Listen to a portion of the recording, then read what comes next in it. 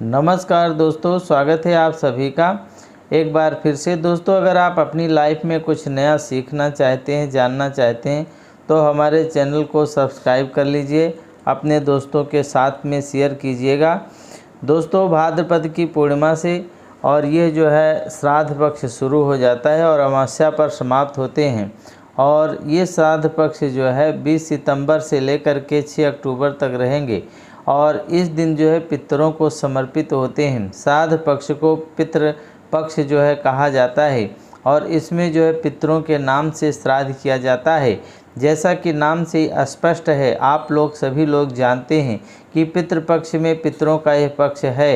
ये पितरों को समर्पित के ही दिन होते हैं और इन्हीं में पितरों की आत्मा की शांति के लिए हमारे को चाहिए कि हम जो है पिंडदान करें, तर्पण करें। धार्मिक मान्यताओं के अनुसार जो है पितृपक्ष के दौरान अपने पूर्वज का तर्पण करना चाहिए, श्राद्ध करना चाहिए। जो लोग श्राद्ध नहीं करते उन्हें पितृदोष लगता है। पितृपक्ष में पितरों को प्रसन्न करके और उनकी कृपा प्राप्त करने के लिए बहुत ही सरल उपाय हम आपको बता रहे हैं और आप उसे ध्यान दे करके सुनिए। पितृ जो है अपनी कृपा बरसाते हैं। हिंदू धर्म में जो है पितृगण को देवतुल्य माना गया है। शास्त्रों के अनुसार जिन पर पितरों की कृपा हो जाती है उन्हें सभी देवी देवताओं का भी आशीर्वाद मिलने लग जाता है। उनके सारे कार्य जो है बिगड़े बन जाते हैं। पितृपक्ष में पितरों को समर्पित होते हैं, इसीलिए इस दौरान कोई भी शुभ और मांगलिक कार्य जो है नहीं करना चाहिए। पितृपक्ष के दौरान अपने पितरों की आत्मा की शांति के लिए श्रीमद् भागवत गीता का पाठ करें या कराइए। पितृपक्ष में यानी श्राद्ध पक्ष में जो है ये पूजा पाठ जो है करते हम, ये पितरों को समर्पित हो जाता है। और वो समय होता है जब हमारे पूर्वज इस धरती पर आते हैं। ये जो है साल में यही 16 दिन होते हैं जब हम अपने पितरों की जो है तृप्ति कर सकते हैं, उनके निमित्त जो है श्राद्ध कर्म करके उनका आशीर्वाद प्राप्त कर सकते हैं। हिंदू धर्म में मृत्यु के बाद श्राद्ध करना बेहद ज़रूरी माना जाता है। मान्यता अगर यही है कि अगर आप अपने पूर्वजों की तिथि जो है पूर्वक श्राद्ध और तर्पण नहीं करते हैं तो आप जो है इस लोक में मुक्ति नहीं मिलती है। संसार में पितृलोक भी भटकते रहते हैं। महावैवर्त पुराण के अनुसार देवताओं को प्रसन्न करने से पहले मनुष्य को अपने पितरों को प्रसन्न करना बहुत ही ज़रूरी होता है। पितृदोष सबसे जटिल कुंडली में जो है एक है। ये सभी दोषों में एक होता है। ये कुंडली का जो है बहुत बड़ा दोष माना जाता है। पितरों की शांति के लिए हर वर्ष जो है भाद्रपद की शुक्ल पूर्णिमा से आश्विन मास की अमावस्या तक पितृपक्ष लगे रहते हैं।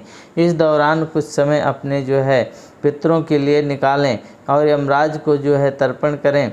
और अपने पितरों को जो है जब इस प्रकार से करते हैं, और इस पक्ष में एक जानकारी और आपको नवी बता दें कि जब ये 16 दिन होते हैं, श्राद्ध होते हैं, तो यमराज जो है सभी पितरों को छोड़ देते हैं, आज़ाद कर देते हैं, क्योंकि वो अपने जो है यहाँ पर आ सकें, अपने घर पे आ सकें और यहाँ पर जा कर के अपना जो है जो दिया लिया होता है उसको प्राप्त कर सकें। ऐसा जो है होता है और ये जो है देवताओं का आशीर्वाद हमारे को प्राप्त हो जाता है। शास्त्रों के अनुसार जिन लोगों के जो है इस प्रकार से पूजन नहीं होते हैं, पितरों के अपने पूजन पाठ नहीं करते, पितरों को जो है अपने याद नहीं करते, पितृदोष का उन्हें साप मिल जाता है। और जब उन्हें साप मिल जाता है तो घर में पितृदोष का जब साप लग जाता है तो कोई भी जो है परिवार के लोग सुखी नहीं रहते और ना ही जीवन में उन्हें सफलता प्राप्त होती है।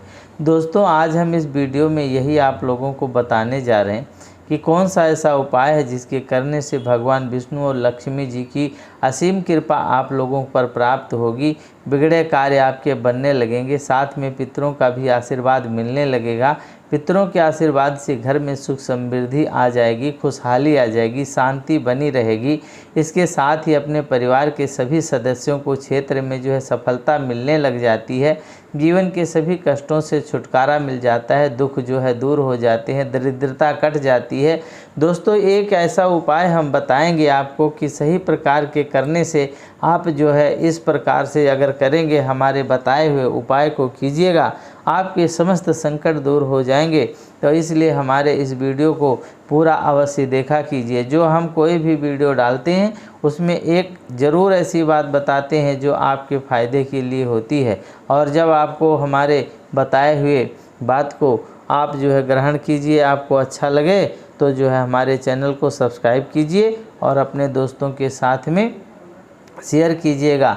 दोस्तों वैसे तो यह जो है उपाय पितृपक्ष में रोज़ाना करना चाहिए। अगर आप रोज़ाना नहीं करते हैं तो यह जो है उपाय एक दिन कर सकते हैं। 16 दिन पितरों को समर्पित है। अपने चैनल के माध्यम से हम बार बार आपको ये बात बता रहे हैं कि ये 16 दिन अगर आप जो है पितरों को समर्पित कर देते हैं तो आपका कल्याण होगा। लेकिन अगर रोज़ाना नहीं कर सकें तो पितृपक्ष की पूर्णिमा, पितृपक्ष की अमावस, पक्ष की एकादशी और पितरों की जो तिथि है उस दिन अगर आप इस उपाय को कर लेते हैं तो पितृपक्ष की अमावस्या पर भी ये उपाय कर लेते हैं। आपको संध्या काल रात्रि के समय क्या करना है आप लोग ध्यान दे करके सुन लीजिए। अगर आप हमारे चैनल को अभी तक सब्सक्राइब नहीं किया है तो कर लीजिए, और ये उपाय जो है हम बताने लगे हैं इस उपाय को कीजिएगा। और ये उपाय सुबह नहीं करना है, दोपहर के समय में नहीं करना है, ये शाम को करना है। अच्छे से हाथ मुंह पैर धो करके साफ़ हो जाएं, स्वस्थ वस्त्र जो है धारण कीजिए। बाद में जो है एक दिया तैयार करना है, रुई की बाती इसमें लगाना है, शुद्ध देसी घी की जो है जोत जलाना है। अगर घी नहीं है तो इसमें सरसों का तेल जो है लगा लीजिए, भर लीजिए, और इसे थोड़े से इसमें काले तिल डाल देना है। इस उपाय के करने से आप मिट्टी या पीतल के दिया का कैसा भी दिया ले सकते हैं। अगर आटे का दिया है तो ध्यान दीजिएगा आटा साफ़ होना चाहिए। जूठे आटे का दीवा जो है जलाना आपको जो है हानि पहुंचा सकता है, इसलिए आप जो है जूठे आटे का दीवा जो है नहीं जलाना चाहिए। और दिया बनाने के बाद आटे का आपने जो है दक्षिण घर के कोने को साफ़ कीजिएगा। सबसे दक्षिण कोने को साफ़ करें।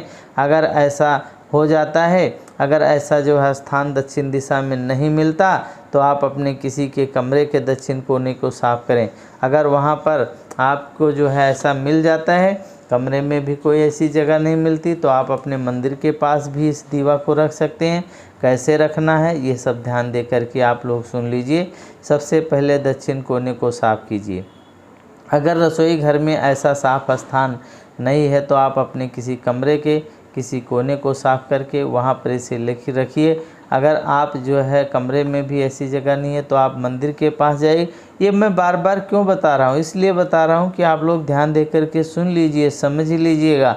क्योंकि जो है वीडियो कई बैक कर करके तो देखी नहीं जाती है, इसलिए 2 बार बता देते हैं, 3 बार बता देते हैं कि यह काम ज़रूर करना है। दक्षिण दिशा आपको जो है ध्यान में रखना है। पूरब, पश्चिम, उत्तर, दक्षिण 4 दिशाएं हैं, तो इन दिशाओं का ध्यान रखना है। तो ये जो है अगर हम पूरब मुँह करके खड़े होते हैं तो जो हमारा दाहिना हाथ होता है वो दक्षिण दिशा में होता है, और वही जो है दिशा के जो है कमरे में साफ़ करना है या दक्षिण दिशा में साफ़ करके घर के किसी कोने में।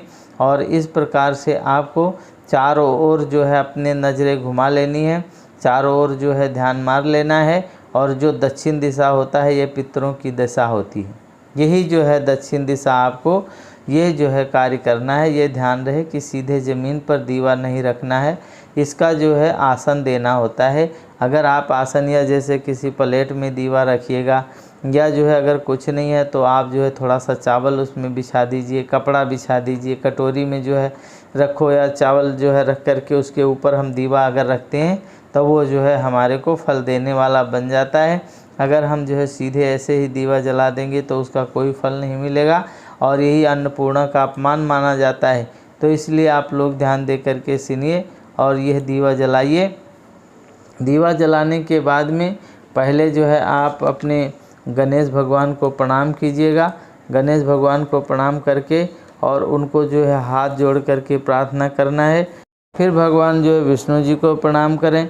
इसके बाद जो है अपने पितृदेव को प्रणाम करें। भगवान पितरों की आत्मा की शांति और मुक्ति जो है दें। इस प्रकार से अपने जो है पितरों की आत्म शांति के लिए ये जो है प्रार्थना करें, विष्णु जी से प्रार्थना करें। और इसके बाद आप विष्णु जी के एक महामंत्र को जपना है, ओम नमो भगवते वासुदेवाय। इस मंत्र को 11 बार जपना है। और इस मंत्र को जाप करने के बाद में आप लोग पितृदेव को एक मंत्र हम बता रहे हैं उस मंत्र को भी पढ़ना है। 108 बार जप करें। इस प्रकार से है, ओम पितृदेवता नमः, ओम गुरुदेवाय नमः, ये मंत्र है। ओम पितृदेवता नमः, ओम गुरुदेवाय नमः। और एक मंत्र और है, अगर उसे आप पढ़ सकते हैं तो भी पढ़िए। पितृगणाय विद्महे जगद्धारिणे धीमहि तन्नो पितरो प्रचोदयात्। ओम पितृगणाय विद्महे जगद्धारिणे धीमहि तन्नो पितरो प्रचोदयात्। इस मंत्र को भी आप जप सकते हैं और किसी माला पर या किसी जो है आप माला पर जप सकते हैं, नहीं उंगली पर जपिए और नहीं तो माचिस तीली मिश्री के दाने, इस प्रकार से कुछ भी आप रख सकते हैं, जप कर सकते हैं। दोस्तों ध्यान देने वाली यह बात है कि मंत्र का जाप आपको दक्षिण दिशा की ओर मुख करके करना है। दक्षिण दिशा पितरों की दिशा होती है। शास्त्रों में बताया गया है कि पितर लोग दक्षिण दिशा में होते हैं और दक्षिण दिशा जो है पितरों की होती है। इस दिशा में पितरों का वास होता है। श्राद्ध पक्ष में दक्षिण दिशा में इस प्रकार दिया जलाने से, मंत्र जाप करने से पितृदेव की असीम कृपा प्राप्त होती है और पितरों का आशीर्वाद हमें मिल जाता है। मंत्र का जाप करने के बाद आप अपने पितरों पूर्वजों को प्रणाम करें। सभी कष्ट दुख दरिद्रता को दूर करने के लिए प्रार्थना कीजिएगा। दोस्तों इस उपाय को करते समय कुछ बातें का विशेष ध्यान रखना है। इस उपाय को करते समय स्वच्छता और पवित्रता बनाए रखना है। और महिलाएं अगर हैं तो आप जो है पीरियड के दौरान इस मंत्र को नहीं कीजिएगा। इस प्रकार से ज़रूरी नहीं कि परिवार के हर एक सदस्य रोजाना करें। इस परिवार में इसको कोई भी कर सकता है। ज़रूरी नहीं है कि घर के पुरुष या लड़के ही इस उपाय को करें, लेडीज भी इस उपाय को कर सकती हैं, बहुएं भी कर सकती हैं। इसके साथ इस बात का विशेष ध्यान रखना है कि पितृपक्ष में आप किसी प्रकार की जो है तामसिक चीज़ों का सेवन नहीं कीजिए। पितृपक्ष में जो है प्याज, लहसुन, अंडा, तंबाकू, सिगरेट, शराब आदि को जो है भूल करके सेवन नहीं कीजिएगा। और आप जो है अपने घर पर ही ये जो है उपाय करना है। अगर आप किसी के दूसरे के घर में गए हैं तो इस उपाय को नहीं करना है, वहाँ पर दीवा नहीं जलाना है। पितृपक्ष के दौरान कोई भी शुभ कार्य नहीं करना चाहिए। इस दौरान कोई वाहन या नया सामान नहीं खरीदना चाहिए। रोज़ाना ज़रूरत के अलावा कोई भी नया सामान पितृपक्ष में नहीं खरीदो। और अगर बहुत ही ज़रूरी है तो ले सकते हैं। पितृपक्ष के दौरान नाखून नहीं काटने चाहिए, बाल नहीं काटने चाहिए, दाढ़ी मूंछ भी नहीं बनानी चाहिए। पितृपक्ष में जो है गऊ, ब्राह्मण, चींटियों, बिल्ली आदि को भोजन अवश्य कराना चाहिए। पितृपक्ष के दौरान कोई भी सौंदर्य प्रसाधन, धन की चीज़ लगाने से बचना चाहिए। पितृपक्ष के दौरान लड़ाई झगड़े नहीं करें, प्रेम से रहें। वैसे लड़ाई झगड़ा तो पितृपक्ष हो, नराता हो, होली, दिवाली, दशहरा हो, साल के 365 दिन किसी दिन नहीं करना चाहिए। चुगली निंदा किसी की कभी नहीं करना चाहिए पितृपक्ष में। इन सभी बातों का विशेष ध्यान रखें। दोस्तों अगर आपने ये जो है दिया जला दिया है, चावलों पर रख करके जला है, तो अगले दिन उस जो है दीवा के नीचे जो चावल रखा है उसे जो है हटा लीजिएगा, उठा लीजिएगा। जो उस दिन आपने पक्षियों को जो है उस चावल को डाल देना है। अगर मिट्टी या पीतल का दिया आपने इस्तेमाल किया है तो उस दिए को जो है दोबारा इस्तेमाल कर सकते हैं। उम्मीद है हमारी ये वीडियो आपको पसंद आई होगी। आज के लिए बस इतना ही हम बता रहे हैं, बहुत ही विधि विधान से बताया आपने। अगर इस प्रकार से कोई भी दीवा जलाइएगा पितरों के निमित्त, जो है आपने जो मंत्र बताया है इस मंत्र को आप पढ़िएगा तो आपका कल्याण होगा। पितरों की जो है कृपा आपको प्राप्त होगी। भगवान लक्ष्मी नारायण आपकी झोली भरेंगे, मनोकामना पूर्ति करेंगे। अगर आप हमारे चैनल पर नए हैं तो हमारे चैनल को सब्सक्राइब कर लीजिए, अपने दोस्तों के साथ शेयर कीजिएगा। पूरा वीडियो देखने के लिए आप लोगों का बहुत बहुत धन्यवाद।